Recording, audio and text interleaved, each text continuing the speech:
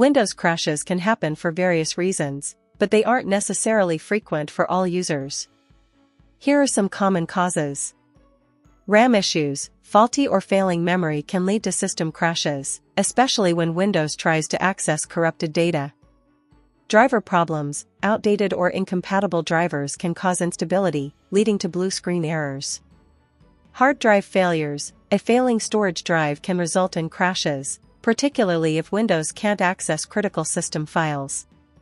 Overheating. Excessive heat can damage components and cause sudden shutdowns.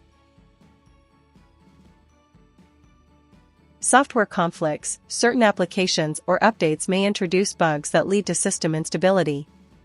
Malware or corrupt files. Viruses or corrupted system files can interfere with normal operations, causing crashes.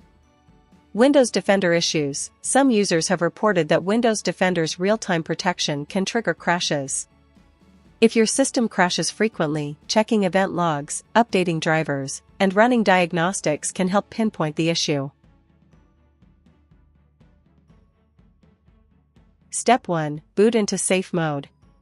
Restart your computer and press F8, older versions, or Shift plus Restart for Windows 10-11. Safe mode loads Windows with minimal drivers, helping diagnose software-related issues. If the system boots fine, a recent driver or software change might be causing the crash.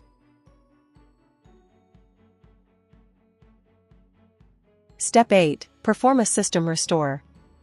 If nothing else works, try restoring Windows to a previous stable state.